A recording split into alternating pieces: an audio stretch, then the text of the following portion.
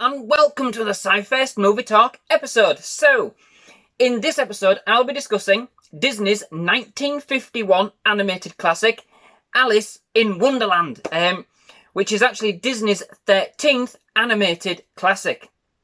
So, before I start, I just want to give a big shout out to Trent Martin, who requested this review via my Facebook page. Trent's been a great support of my channel. I mean, quite frankly, mostly the Disneys. Some fantastic choices. I've actually enjoyed so many of the Disney movies, rewatching them and revisiting them as part of the request. So keep them coming. Thank you very much. But anybody else who's interested, I'm not always the fastest. I do promise I'll get round to them though.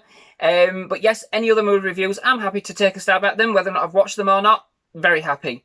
But yes, thank you again, Trent, and I look forward to your next request. I know you've got a couple pending. Apologies for that, but they are on their way. So, Alice in Wonderland. I was going to say Snow White, but Alice in Wonderland. The movie is based on the novels by Lewis Carroll, namely taking elements from the 1865 book Alice's Adventures in Wonderland, that's it, and 1871's Alice Through the Looking Glass. In the movie, we are introduced to Alice, as voiced by Catherine Beaumont, a young girl kind of drifting in the middle of a history lesson, aren't we all, being given by her sister, as voiced by Heather Angel. Alice is a big daydreamer and doesn't really see the point of learning, especially, and to quote one of the best lines from the movie, since how can one possibly pay attention to a book with no pictures in it? Which always makes me chuckle, because that's kind of some of my sentiment about the whole thing.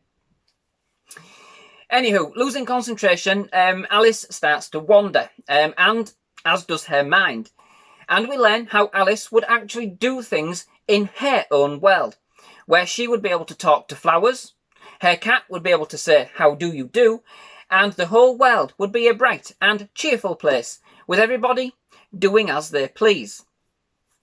No sooner then, Alice actually witnesses a smartly dressed white rabbit, as voiced by Bill Thompson, rushing along the meadow, claiming he's late. He's late.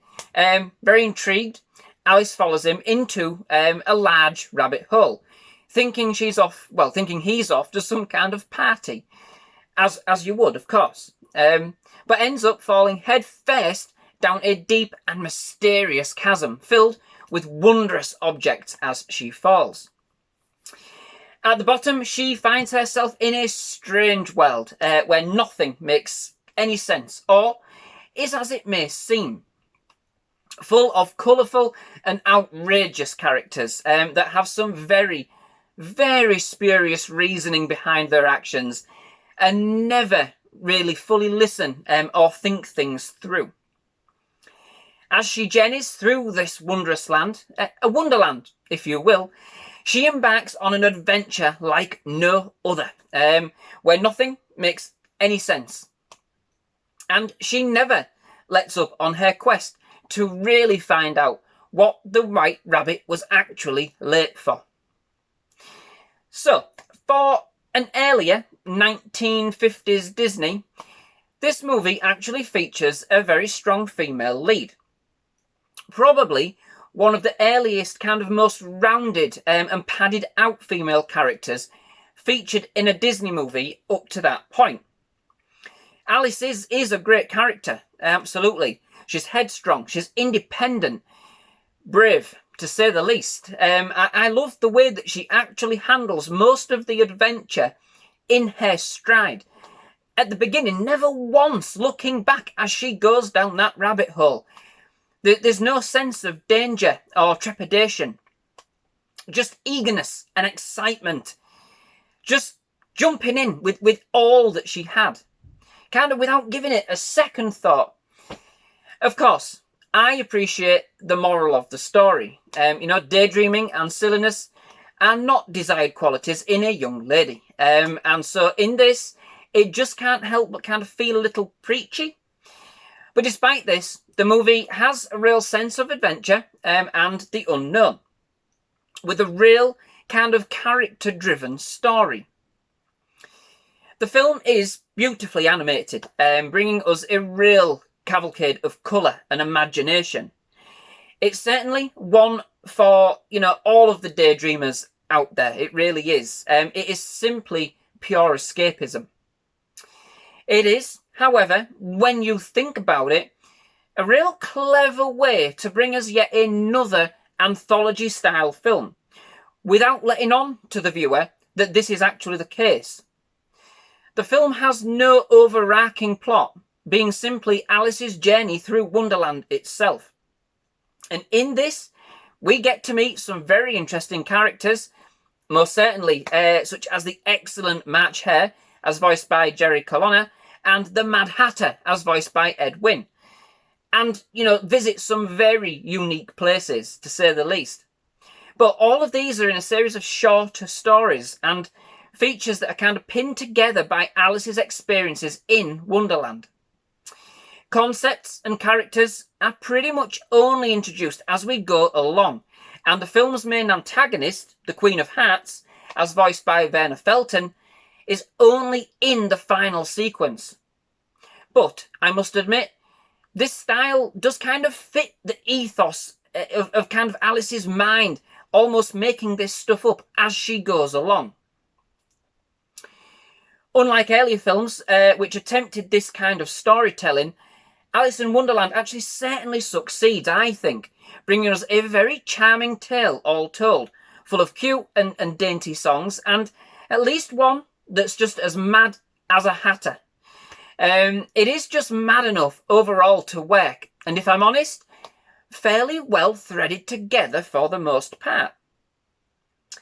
The tea party scene, just harking back to that, with the March Hare and the Mad Hatter, and their take on birthdays is absolutely fantastic. And a great philosophy, if you ask me. Their song is of the best of the bunch in the film. It really is. And lets you in on a secret that you may have only one birthday every year, but they are 364 unbirthdays, not counting leap years, in a year. I mean, what a great concept. Perhaps not for parents, but the child in me absolutely loves the idea. Just think of all the backdated presents I'm owed. Better go on to that quick. But the scene and the characters here are basically the epitome of how upside down this nonsensical world really is. Both, again, are really simply fantastic characters. Crazy, but great fun. Their tea party is basically like, well, any family gathering I've ever had, to be fair. Overall, and as touched on earlier, the movie does have a statement to make. It's not overly prevalent that it removes your enjoyment, but it is noticeable that the story was designed to get its message across. Essentially, Wonderland is Alice's world, but it ends up being not quite like she initially dreamt it would be.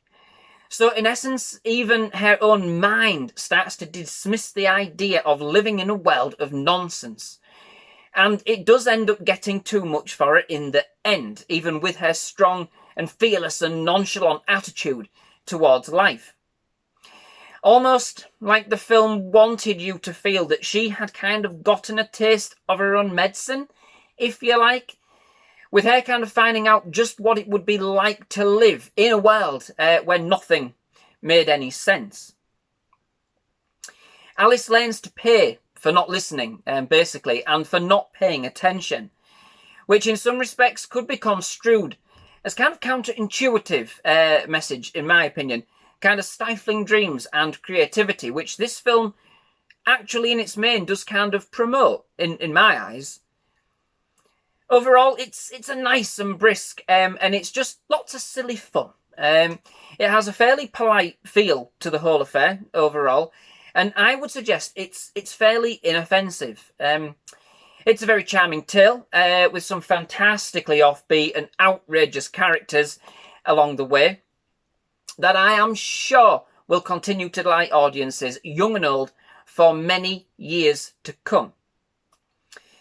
From what I can actually gather, it actually performed poorly at the box office when it first opened in 1951. But then upon a re-release in the 1960s, it actually did fantastically well. Perhaps the people of that time can kind of just relate to more to Alice's free spirit and the more kind of out there artistry of the film. In that respect, it simply was ahead of its time.